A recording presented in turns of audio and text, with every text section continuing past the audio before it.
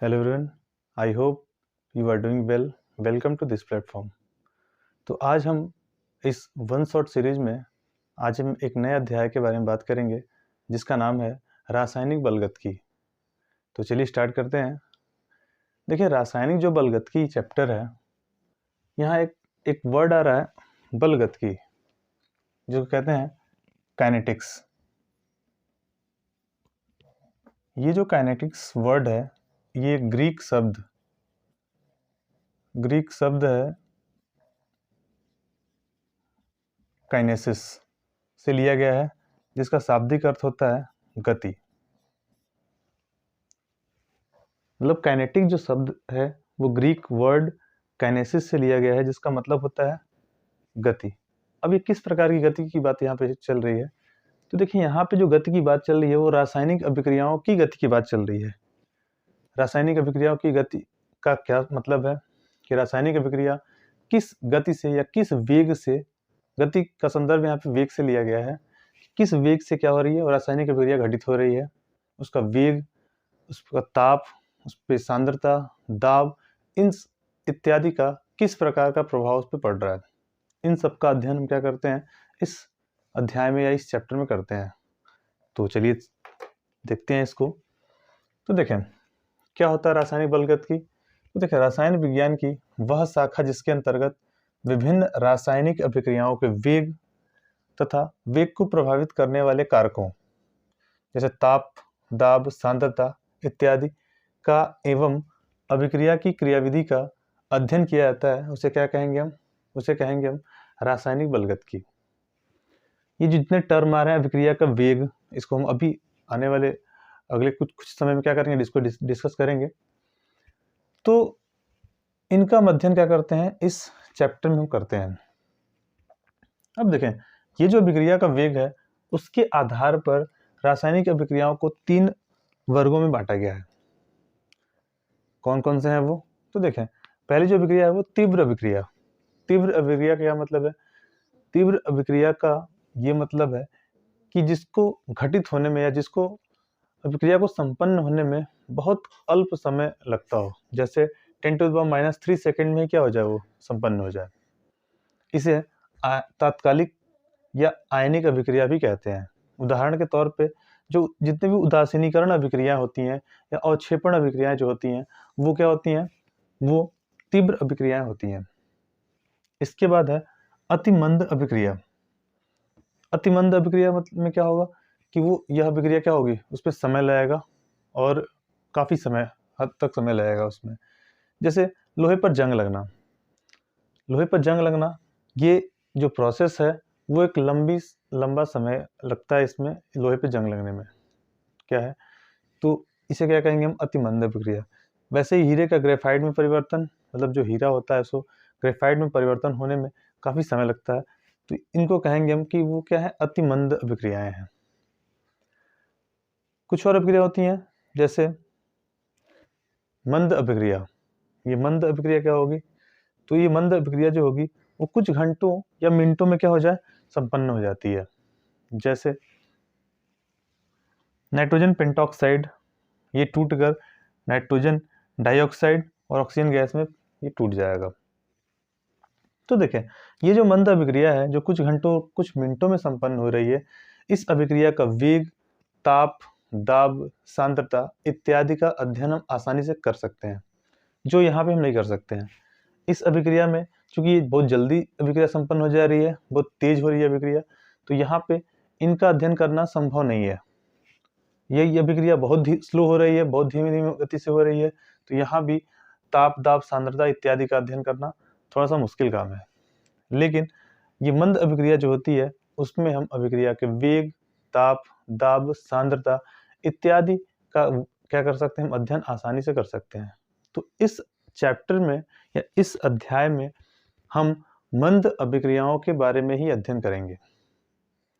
ठीक है, तो अब हम आगे बढ़ेंगे इसमें। अब हम बात करेंगे अपने अगले टॉपिक के बारे में, जिसका नाम है रासायनिक अभिक्रिया का वेग। तो चलिए देखते हैं। देखिए, रासायनिक अभिक्रिया का वेग क्या होगा? तो देखिए, इकाई समय में किसी अभिकारक या उत्पाद के सांद्रण में होने वाला परिवर्तन उस रासायनिक अभिक्रिया का वेग या दर कहलाता है। यानी यूनिट समय में, इकाई समय में अभिकारक या उत्पाद की सांद्रता में होने वाला जो परिवर्तन होगा उसे क्या कहेंगे हम? रासायनिक अभिक्रिया का वेग या उसी को दर कहेंगे। अब देखें, ये कोई साधारण एक हमने समीकरण को लिया हुआ है जिसमें अभिकारक ए अभिकारक है, बी उत्पाद है। तो यहाँ देखें क्या होगा, ए अभिकारक से बी उत्पाद बन रहा है। इसका क्या मतलब है? अभिकारक जैसे से समय बीतता जाएगा, अभिकारक की सांद्रता क्या होगी? अभिकारक की सांद्रता सीधे क्या होगी? घटती जाएगी और उत्पादों की सांद्रता बढ़ती जाएगी। तो देखें, फॉर्मूला वहीं से इसका डिराइव होगा कि अभिक्रिया का वेग ये बराबर होगा अभिकारक की सांद्रता में कमी। यानी अभिकारक की सांद्रता क्या हो रही है? धीरे धीरे इसकी सांद्रता को में कमी आ रही है और उत्पाद की सांद्रता में क्या हो रही है? वृद्धि हो रही है। तो अभिकारक की सांद्रता में कमी बटे प्रयुक्त समय, मतलब कितने समय में क्या हो रही है? सांद्रता में कमी आ रही है बटे समयांतराल या प्रयुक्त समय। अब देखिए, इस सांद्रता में कमी आ रही है तो यहाँ पे एक माइनस का साइन आ जा रहा है और उत्पाद की सांद्रता चूंकि बढ़ेगी तो प्लस आ जाएगा। उत्पाद की सांद्रता में वृद्धि बटे प्रयुक्त समय। इसको जनरल टर्म में भी लिख सकते हैं कि अभिकारक या उत्पाद की सांद्रता में परिवर्तन बटे परिवर्तन में लगा समय। ठीक है। अब देखें, इस अभिक्रिया के वेग का मात्रक क्या होगा? अब देखें, सांद्रता का मात्रक होता है मोल प्रति लीटर, और यहाँ पे चेक करें तो इसका मात्रक क्या हो जाएगा? मोल प्रति लीटर, और समय का मात्रक सेकेंड या मिनट, आप जो भी लेना चाहें। तो क्या हो जाएगा? मोल प्रति लीटर सेकेंड या मोल प्रति लीटर मिनट। अगर ये जो आपकी रासायनिक अभिक्रिया हो रही है, अगर उसमें गैसीय अभिकारक हम लिए हुए हैं, ये गैसीय अवस्था में है अगर, तो क्या होगा? गैसीय अवस्था में जैसे ही होगा तो उसका मात्रक क्या हो जाएगा? एटमॉस्फेयर प्रति सेकेंड या एटमॉस्फेयर प्रति मिनट। अब हम बात करेंगे औसत वेग क्या होता है। तो देखें, औसत वेग निश्चित समयांतराल में अभिकारक या उत्पाद की सांद्रता में होने वाला परिवर्तन को क्या कहेंगे हम? अभिक्रिया का औसत वेग कहेंगे। यानी यहाँ पे देखें एक टर्म है निश्चित समयांतराल, यानी जो टाइम इंटरवल है वो क्या है? फिक्स है। तो निश्चित समयांतराल में अगर हम चेक करें कि किसी अभिकारक या उत्पाद की सांद्रता में कितना परिवर्तन हो रहा है, उसे कहेंगे हम, उसका क्या है? वो औसत वेग या औसत दर है। इसे हम RAV द्वारा लिखते हैं। तो RAV बराबर क्या हो जाएगा? माइनस अभिकारक की सांद्रता में परिवर्तन बटे परिवर्तन में लगा समय बराबर उत्पाद की सांद्रता में परिवर्तन बटे परिवर्तन में लगा समय। अगर मान लेते हैं कि कोई एक सामान्य, अपने पास सामान्य एक अभिक्रिया है, एक सामान्य अभिक्रिया हम ले रहे हैं यहाँ पे, मान लेते हैं रिएक्टेंट से प्रोडक्ट बन रहा है, ये अभिकारक है, ये उत्पाद है। तो अगर इसके लिए हम औसत वेग लिखना चाहें तो क्या होगा? बराबर RAV बराबर माइनस का del R upon del t. Minus क्यों आ रहा है? क्योंकि इसकी सांद्रता में परिवर्तन हो रहा है, कमी हो रही है, और प्रोडक्ट की सांद्रता बढ़ रही है तो प्लस। अगर हम यहाँ पे एक अलग हम क्या लें, समीकरण लें, रासायनिक समीकरण, तो इसके लिए अगर हम RAV लिखना चाहें तो कैसे लिखेंगे? यहाँ देखें, del A upon del t होगा, एक ही सांद्रता बटे समयांतराल। यहाँ पे N1 उसका रस समीकरण विधि गुणांक है, तो क्या हो जाएगा? -1 अपॉन N1। ये बराबर होगा माइनस का 1 upon N2 del B upon del t. ये बराबर क्या हो जाएगा? ये होगा प्लस का 1 upon M1 del C upon del t बराबर प्लस का 1 upon M2 del D upon del t. यानी अभिकारक में क्या हो रहा है? जो रस समीकरण गुणांक है उस अभिकारकों के साथ उसको क्या कर रहे हैं? हम डिवाइड कर ले रहे हैं, और इधर माइनस आ ही रहा है, यहाँ भी वही काम कर रहे हैं, बस प्लस के साथ कर रहे हैं। तो एक एग्जांपल देखते हैं। अगर हाइड्रोजन आयोडाइड टूटेगा तो हाइड्रोजन और आयोडीन में टूट जाता है, तो इसके लिए RAV अगर लिखना चाहें तो क्या होगा? ये होगा माइनस का 1/2 del HI upon del t. ये बराबर क्या होगा? ये बराबर, इसका समीकरण गुणांक क्या है? 1 है, तो ये हो जाएगा plus del H2 upon del t. ये बराबर हो जाएगा plus del I2 upon del t. तो इस तरह से कोई भी सामान्य रासायनिक समीकरण दे या कोई भी अभिक्रिया आपको दे और पूछे कि इसका औसत वेग लिख के दिखाइए या निकालिए, तो आप इस तरह से हम क्या कर सकते हैं, आप उसका औसत वेग या औसत दर क्या कर सकते हैं, आसानी से निकाल सकते हैं। तो ताक्षणिक वेग क्या होता है, आइए देखते हैं।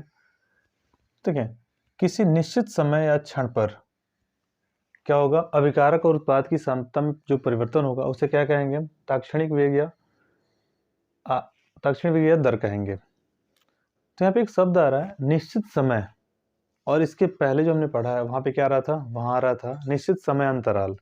समय अंतराल का मतलब किसी टाइम से किसी टाइम के बीच का जो समय होता है उसे समय अंतराल कहते हैं।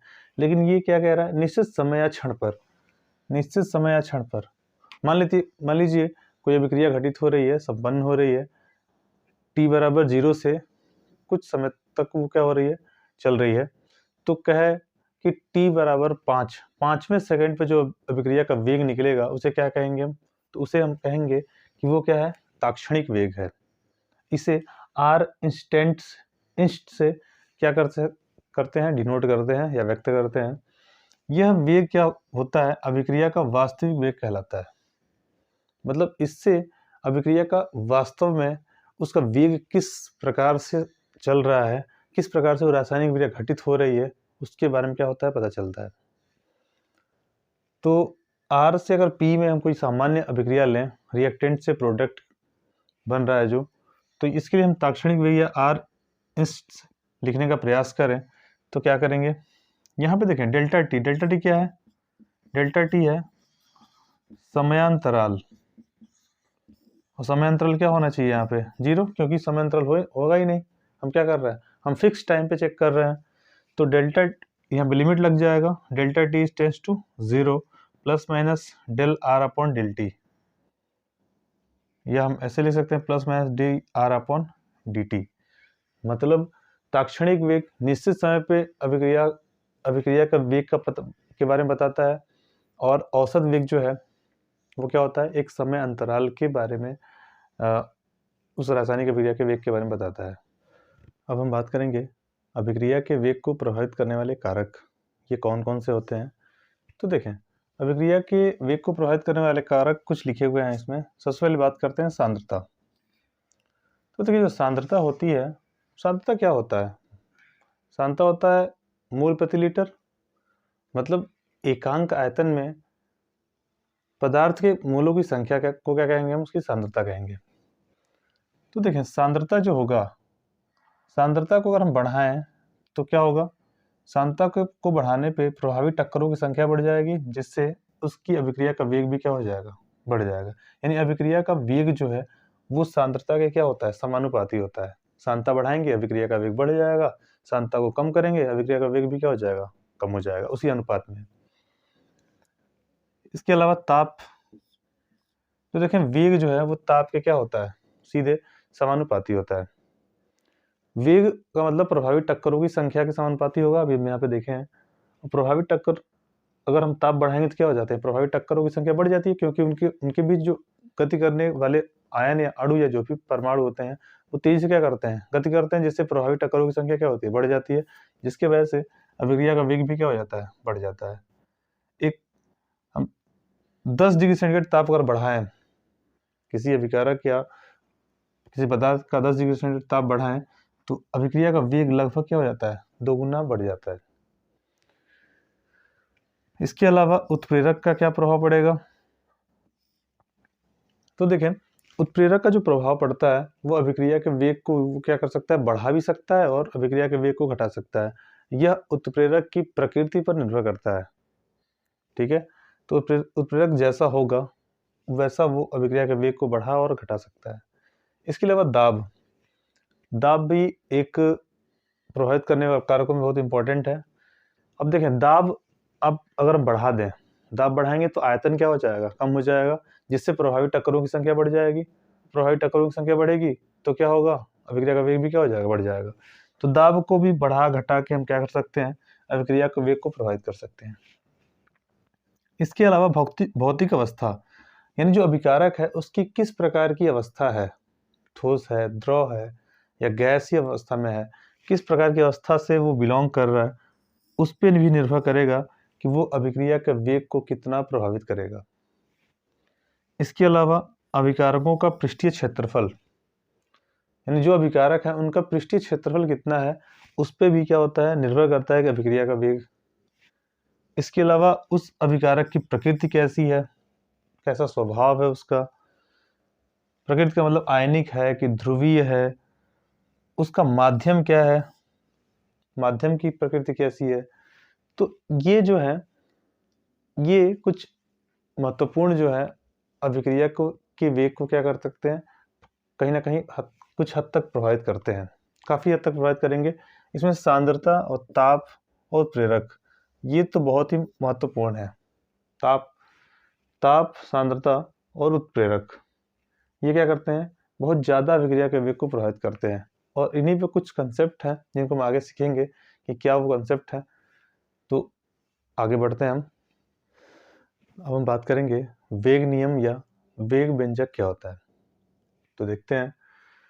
देखिए, ऐसा व्यंजक जिसमें किसी अभिक्रिया के वेग को उसके अभिकारकों की मोलर सांद्रता के पद पर कोई घातांक लगाकर लिखा जाए, उसे क्या कहेंगे, हम वेग नियम कहेंगे। जैसे एक सामान्य सा समीकरण हम ले रहे हैं, एक सामान्य सा या अभिक्रिया या सामान्य समीकरण हम लेंगे यहाँ पे, ए प्लस बी से सी और डी बन रहा है ये। तो इसका अभिक्रिया का वेग ये क्या हो जाएगा, ए की सांद्रता के पावर x, बी की सांद्रता के पावर y। इस अनुक्रमानुपाती के अगर चिन्ह को हटाएं तो एक कांस्टेंट आता है k, जिसे क्या कहते हैं, जिसे समानुपाती स्थिरांक कहेंगे या विशिष्ट अभिक्रिया वेग कहेंगे या वेग स्थिरांक कहेंगे या इसी को वेग गुणांक भी कहते हैं। और अभिक्रिया के वेग को क्या लिख सकते हैं, minus D upon d T.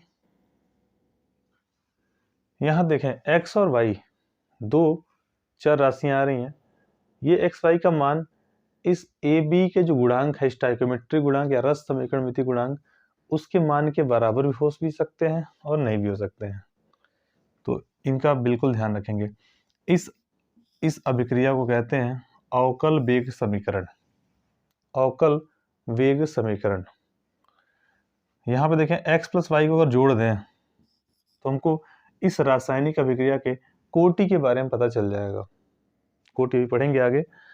तो और उसको लिखते हैं, n को लिखते हैं अभिक्रिया की कोटि, जो होता है x प्लस वाई, मतलब उनके मोलर सांद्रताओं के जो घात है उनका योगफल।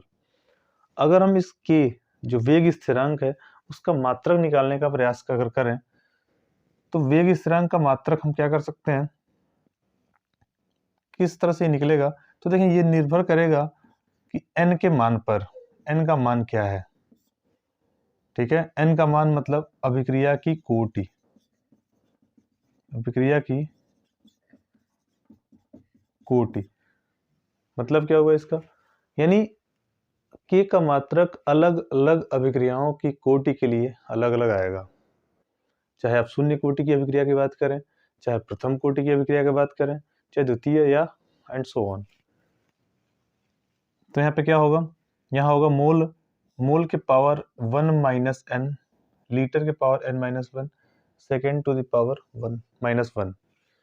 इस फॉर्मूले से हम क्या कर सकते हैं, किसी भी अभिक्रिया के वेग को किसी भी अभिक्रिया के में k का मात्रक यानी वेग स्थिरांक का मात्रक क्या कर सकते हैं, हम आसानी से निकाल सकते हैं। तो इस फॉर्मूले को आप बिल्कुल ध्यान रखेंगे। इस फॉर्मूले से क्या करेंगे, हम वेग स्थिरांक का मात्रक निकाल सकते हैं। अब हम बात करेंगे अभिक्रिया की कोटि क्या होती है। तो क्या होता है ऑर्डर ऑफ ए रिएक्शन।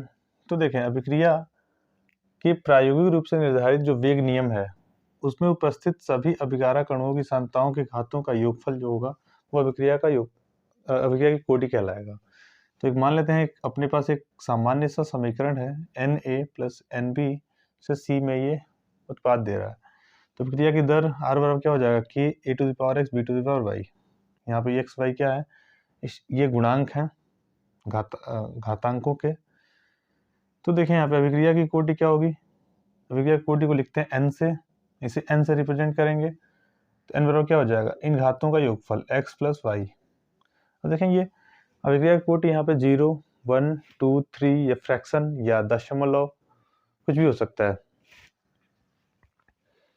तो अब इसी n के मान पे n का मान 0 रहेगा तो उसे हम शून्य कोटि कहेंगे। n का मान अगर 1 आ रहा है तो प्रथम कोटि, n का मान 2 आ रहा है तो द्वितीय कोटि, और ये आगे बढ़ती जाएगी। अगर हम इसके लिए n बराबर 0 के लिए हम k का मान मात्रक निकालना चाहें वेग स्थिरांक का तो क्या आएगा, ये फॉर्मूला था अभी हमने देखा था। इस फॉर्मूले में n का मान क्या रख देंगे, 0 रखेंगे तो मोल बचेगा, यहाँ रख देंगे 0 तो 0 - 1 लीटर इनवर्स बचेगा और सेकंड इनवर्स, तो मोल प्रति लीटर सेकंड हो जाएगा शून्य कोटि की अभिक्रिया का वेग स्थिरांक का मात्रक। प्रथम कोटि में चेक करें, n का मान 1 रखेंगे तो ये 0 खत्म हो जाएगा पूरा, ये 0 हो जाएगा खत्म, सेकंड इनवर्स बचेगा सेकंड इनवर्स। n का मान 2 रखेंगे तो 2 रखेंगे तो यहाँ मोल के ऊपर -1 आएगा, लीटर 2 में से 1 घट जाएगा लीटर पे तो 1 बचेगा और सेकंड इनवर्स। तो ये तीनों जो अभिक्रिया की कोटि हैं उनके वेग स्थिरांक का मात्रक हमने निकाला। यहाँ से प्रश्न 1 नंबर के बहुविकल्पी अवश्य बनते हैं, तो इस फॉर्मूले को अगर आप ध्यान रख रहे हैं तो आप किसी भी कोटि की अभिक्रिया का वेग स्थिरांक का मात्रक आसानी से निकाल सकते हैं। अब हम बात करेंगे अभिक्रिया की आणविकता क्या होती है। तो देखें, अभिक्रिया की आणविकता किसी संतुलित प्राथमिक रासायनिक अभिक्रिया में उपस्थित अभिकारकों की कुल संख्या उस अभिक्रिया की आणविकता कहलाती है। हमें देखें लिखा है संतुलित प्राथमिक रासायनिक अभिक्रिया, इसका क्या मतलब है। तो देखें, जो संतुलित प्राथमिक रासायनिक अभिक्रिया होती है वह प्राथमिक अभिक्रिया का मतलब होता है कि जो अभिक्रिया केवल एक ही पदों में क्या हो जाए, संपन्न हो जाए, यानी एक ही स्टेप में होने वाली अभिक्रिया को क्या कहते हैं, प्राथमिक अभिक्रिया। और अगर वो उसके अभिकारक उत्पाद के प्रत्येक परमाणु अगर बराबर हैं तो इसे कहेंगे हम संतुलित प्राथमिक रासायनिक अभिक्रिया। तो उसमें अभिकारक की जितनी भी संख्या होगी उससे क्या कहेंगे हम, अभिक्रिया की आणविकता। यह सदैव क्या होगा, पूर्णांक होता है, कोई ना कोई इंटीजर वैल्यू आएगी इसकी, और इसका मान जो होता है वो नेगेटिव, 0 या फ्रैक्शन नहीं हो सकता। लेकिन अभी हमने देखा अभिक्रिया की कोटि में कुछ भी हो सकता है, 0, माइनस, फ्रैक्शन कुछ भी आ सकता है, लेकिन अभिक्रिया की आणविकता हमेशा क्या होगी, हमेशा पूर्णांक होगा, हमेशा धनात्मक पूर्णांक होगा। अब देखें, इस आणविकता के आधार पर हम अभिक्रिया को क्या कर सकते हैं, 3 वर्गों में बांट सकते हैं। 3 ही वर्गों में नहीं, 3 से ज़्यादा भी बांट सकते हैं। तो देखें, पहला जो है एक आणुक या एक अणुक अभिक्रिया। एक अणुक का मतलब क्या होता है, जिसमें अभिकारक का केवल एक अणु ही क्या कर रहा है, भाग ले रहा है। सिर्फ अभिकारक को चेक करना है, उत्पाद में कितने भी परमाणु, अणु या आयन बने उससे कोई मतलब नहीं है, हमको अभिकारक के अणु को चेक करना है। यहाँ देखें O2F2 का अणु एक है, NH4NO2 का अणु क्या है, एक है, तो ये एक अणु अभिक्रिया है। इसी प्रकार द्विअणुक अभिक्रिया क्या होगा, देखिए हाइड्रोजन आयोडाइड के 2 अणु यहाँ पे यूज हो रहे हैं, तो इसे क्या कहेंगे, द्विअणुक। यहाँ पे देखिए कार्बन मोनोऑक्साइड और क्लोरीन का एक अणु और कार्बन मोनोऑक्साइड का एक अणु दोनों मिलकर क्या हो रहे हैं, द्विअणुक बना रहे हैं और उत्पाद बन रहा है। इसी प्रकार त्रिअणुक में दो NO है, नाइट्रस ऑक्साइड और ऑक्सीजन का एक अणु मिलकर कितना हो गया, 2 अणु ये और एक अणु ये, 3 अणु। फेरिक क्लोराइड के 2 अणु और स्टेनस क्लोराइड के एक अणु मिलकर कितने हो गए, टोटल 3 अणु। तो यहाँ भी 3 अणु, यहाँ भी 3 अणु, इसे कहेंगे हम त्रिक अणुक या त्रिक अणुक रासायनिक अभिक्रिया। अब हम बात करेंगे समाकलित वेग समीकरण क्या होता है। तो देखिए, समाकलित वेग समीकरण इसमें 2 आपके पाठ्यक्रम में दिए गए हैं। एक तो शून्य कोटि की अभिक्रिया के बारे में कह रहा है और एक प्रथम कोटि की अभिक्रिया के बारे में कह रहा है। शून्य कोटि और एक प्रथम कोटि। तो देखें, यहाँ पे अगर वेग स्थिरांक का मान क्या होता है, k बराबर x/t। x क्या है, अभिकारक की सांद्रता में होने वाला परिवर्तन, और t क्या है, समय अंतराल है। इसको इस प्रकार से भी लिख सकते हैं, k बराबर r0 माइनस r/t। r0 क्या है, प्रारंभिक सांद्रता, जो स्टार्ट में अभिक्रिया शुरू होने से पहले हम अभिकारक की सांद्रता को लिए थे, और r क्या है, t समय पश्चात, मतलब कुछ समय पश्चात उसकी सांद्रता को चेक कर रहे हैं, वो है। अर्ध आयुकाल। अर्ध आयुकाल का क्या मतलब है, अर्ध आयुकाल का मतलब ये होता है कि वह अभिक्रिया वह अभिक्रिया अपने आधे समय में कितनी पूर्ण हो चुकी है, इसे क्या कहें हम, अर्ध आयुकाल। इसे टी हाफ से लिखते हैं या टी 50% से लिखते हैं। ये क्या होता है, a/2k। यहाँ के क्या है, वेग स्थिरांक, और ए क्या है, अभिकारक की सांद्रता। तो देखें, अर्ध आयुकाल जो होता है शून्य कोटि में, अर्ध आयुकाल वो क्या होता है, प्रारंभिक सांद्रता के समानुपाती होता है। इसका मात्रक निकाल सकते हैं मोल प्रति लीटर सेकेंड, जो अभी हमने फॉर्मूले में रख के निकाला है, mole to the power 1 - n, litre to the power क्या है, n-1, और आपका सेकेंड इनवर्स। तो वहां से हम क्या कर सकते हैं, इसको आसानी से निकाल सकते हैं। चलिए बात करते हैं प्रथम कोटि की अभिक्रिया। के बराबर 2.303/T log 10 R0/R, या इसको मैं ऐसे लिख सकते हैं, के बराबर 2.303/T log A/A-x। ये क्या है, प्रारंभिक सांद्रता, A-x, टी समय पश्चात जो शेष सांद्रता है वो है। अर्ध आयुकाल टी हाफ, टी हाफ क्या होगा, इसका फॉर्मूला देखें, ये होता है 0.6932/K, और इसका मात्रक सेकेंड इनवर्स होता है। ये प्रथम कोटि की प्रक्रिया और शून्य कोटि की प्रक्रिया पे सवाल आते हैं, न्यूमेरिकल्स। अब यहाँ पे ध्यान रखने वाली बात ये है कि ये जो प्रथम कोटि की अभिक्रिया है, इसमें ये लॉग आ रहा है, लॉग, ये बेस 10 पे वैल्यू दी हुई है, लॉग बेस 10 पे। तो ए प्रारंभिक सांद्रता, A-x क्या होगी, टी समय पश्चात या कुछ समय पश्चात क्या होगी, उसकी सांद्रता को बता रहा है। और टी एफ क्या होगा, 0.6932/K, और इसका मात्रक सेकेंड इनवर्स। तो प्रथम कोटि की अभिक्रिया पे सवाल या न्यूमेरिकल ज़्यादा आते हैं as compare to zero order reaction, तो इसको आप ध्यान रखेंगे। अब हम बात करेंगे आर्हेनियस समीकरण क्या होता है। तो देखें, अभिक्रिया के वेग की ताप पर निर्भरता को दर्शाने वाला समीकरण क्या कहलाएगा, आर्हेनियस समीकरण कहलाएगा। क्या है ये, के बराबर A e⁻−EA/RT। ये क्या है, अभिक्रिया का वेग स्थिरांक। ए को कहते हैं पूर्व चरघातांकी गुणांक या आवृत्ति गुणांक भी कहेंगे इसे। ये क्या है, संकीर्ण ऊर्जा, जिसका मात्रा जूल प्रति मोल में उसको लेते हैं। आर क्या है, गैस नियतांक, जिसका मान होता है 8.314 जूल प्रति केल्विन मोल। और टी क्या है, परम ताप, जिसको केल्विन में लेंगे। अब ये समीकरण क्या बता रहा है, इस समीकरण को ये बता रहा है कि इसका ताप को बढ़ाएं तो इसका वेग भी क्या हो जाएगा, चर घातांकी रूप से बढ़ेगा। मतलब टेम्परेचर पे ये क्या हो रहा है, ये प्रोपोर्शन कर रहा है टेम्परेचर को चर, लेकिन अभिक्रिया का जो वेग है वो ताप बढ़ाने पर, वेग स्थिरांक ताप बढ़ाने पर क्या होगा, चर घातांकी रूप से बढ़ेगा। अभिक्रिया के ताप में वृद्धि करने पर इसका वेग क्या हो जाएगा, चर घातांकी रूप से बढ़ेगा। एक्सपोनेंशियल फॉर्म में क्या होगा, वो बढ़ेगा। इसी को क्या कहते हैं हम, आर्हेनियस समीकरण। और अब हम बात करेंगे इसमें ये संकीर्ण ऊर्जा आखिर में क्या होती है। अब हम बात करेंगे संकीर्ण ऊर्जा क्या होती है। तो देखिए, किसी रासायनिक अभिक्रिया को संपन्न कराने के लिए, यानी कोई रासायनिक अभिक्रिया किस प्रकार से संपन्न कर रही है, तो जो न्यूनतम ऊर्जा उसको चाहिए संपन्न होने के लिए, जो न्यूनतम ऊर्जा उसको आवश्यक होती है, उसे क्या कहते हैं, संकीर्ण ऊर्जा कहते हैं। इसे ई ए से लिखते हैं। इसका मात्रक ज़्यादा देख लें, कैलोरी प्रति मोल या जूल प्रति मोल या किलो जूल प्रति मोल इसका मात्रक होता है संकीर्ण ऊर्जा का।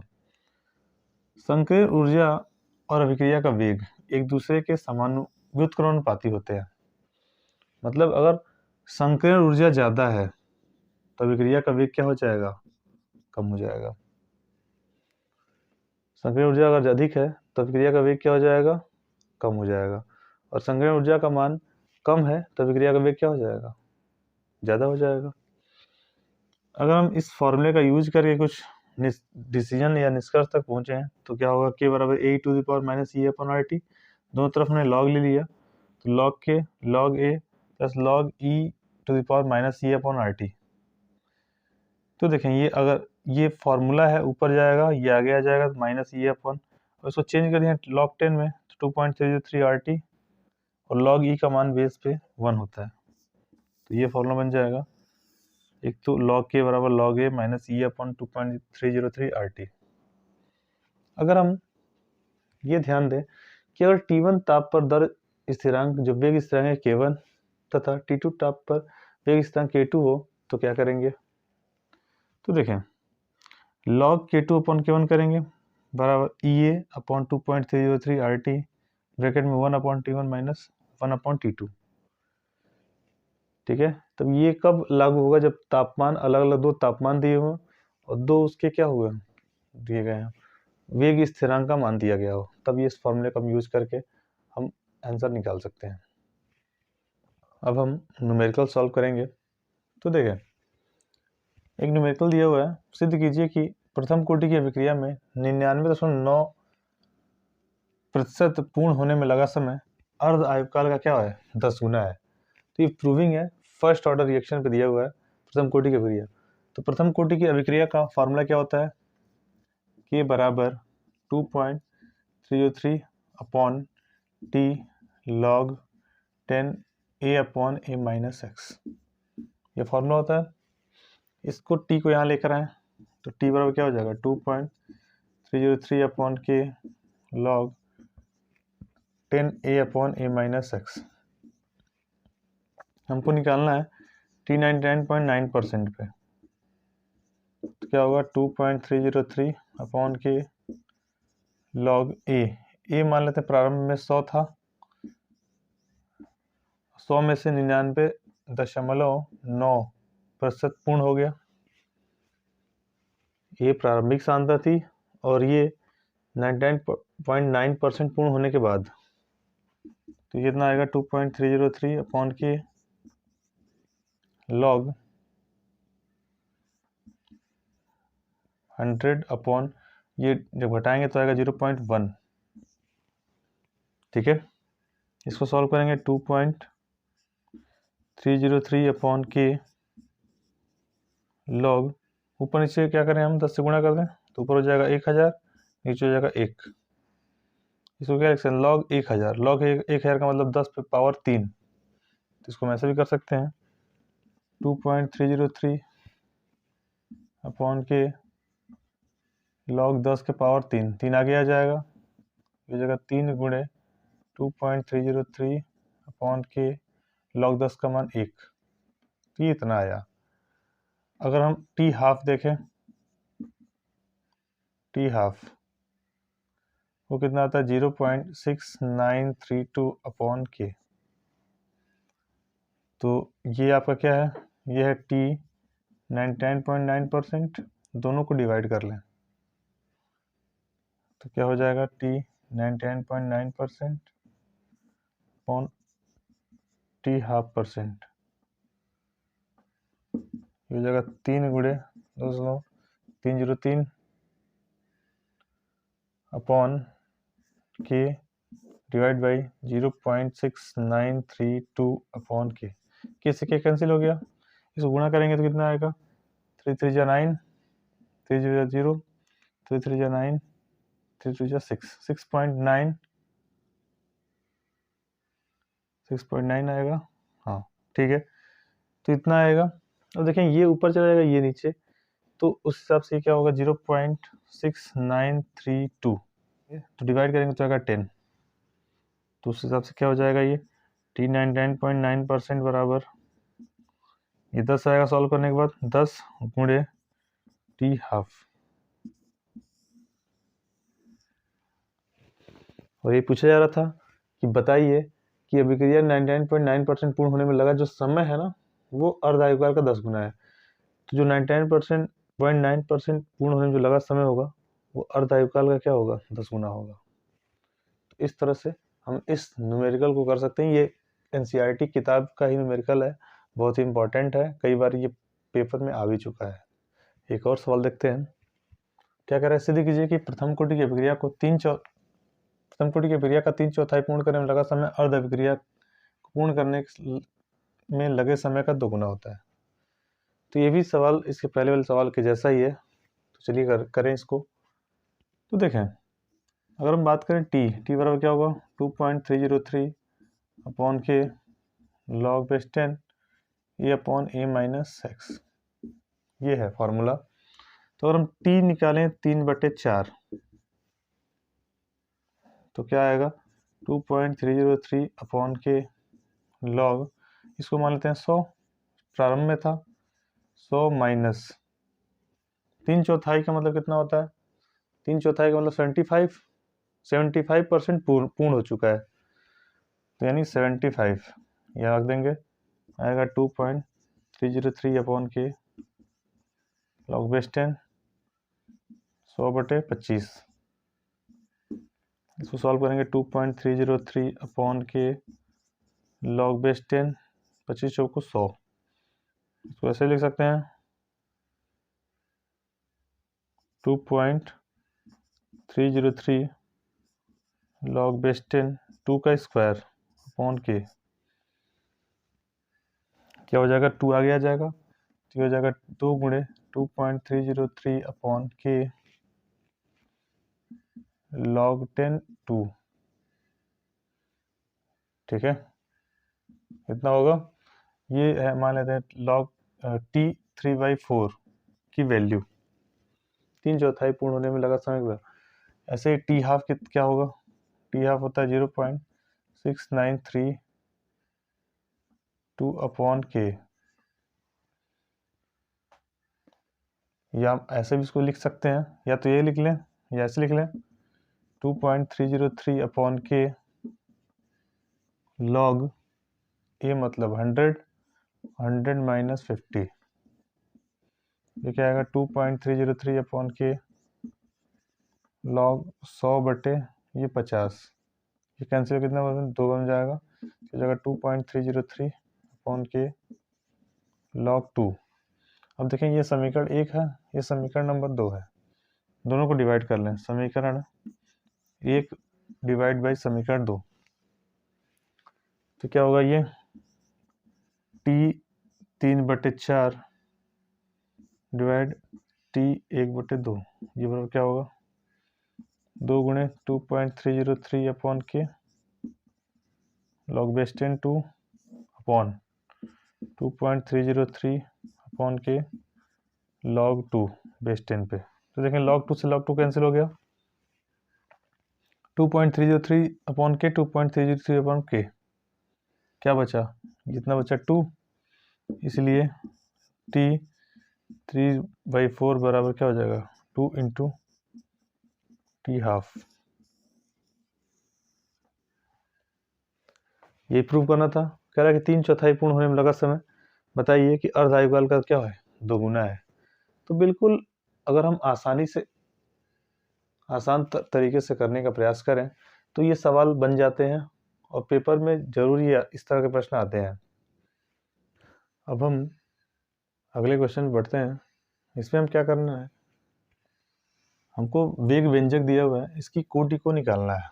तो कोटि क्या होता है, सांतता के घातों का योगफल, तो जोड़ लें, कोटि n बराबर क्या हो जाएगा 1/2 प्लस 3/2, जोड़ेंगे कितना आएगा 2, 3 और 1 4, यानी ये जो पहला है वो है द्वितीय कोटि की अभिक्रिया, द्वितीय कोटि की अभिक्रिया है ये। यहाँ देखें, यहाँ n का मान क्या आएगा 3/2 प्लस -1, मतलब 3/2 -1, ये 2 उधर जाएगा तो 3 में से 2 गया 1, 1/2, यानी देखें ये अर्ध कोटि की अभिक्रिया है। यहाँ चेक करें जरा n का मान 3/4 प्लस का 2/4, तो ये देखें 4 एलसीएम आ जाएगा और 3 2 5, फिर 5/4 कोटि की अभिक्रिया। यहाँ n का मान चेक करें 1/2 प्लस 2/4, उसका एलसीएम कितना आएगा 4, 2 दूना 4 और 2 2 2 4, 4/4, मतलब ये प्रथम कोटि की अभिक्रिया है। तो इस तरह से अगर आपको अभिक्रिया की कोटि निकालना हो और वेग व्यंजक दिया हो तो हम घातांकों के जो घात हैं, सांतता के घात हैं, उनका योगफल निकाल के हम बता सकते हैं कि ये वेग समीकरण पे जो वेग समीकरण दिया हुआ है उसकी कोटि क्या है। तो बच्चों आज का सेशन आपको कैसा लगा, आई होप आज का ये सेशन बहुत अच्छा लगा होगा, समझ में आए होंगे सारे कंसेप्ट, सारे जो भी टॉपिक्स हमने डिस्कस किया वो बिल्कुल आपको क्रिस्टल क्लियर हो गया होगा। देखिए, परीक्षा बहुत नज़दीक है, तो बिना समय आप वेस्ट किए परीक्षा को ध्यान में रखते हुए पढ़ते रहें, निरंतर मेहनत करते रहें और आने वाले जो भी आपके दिन हैं उसका 100% यूटिलाइज़ करें अपने पढ़ाई को लेके। तो thank you for watching this video.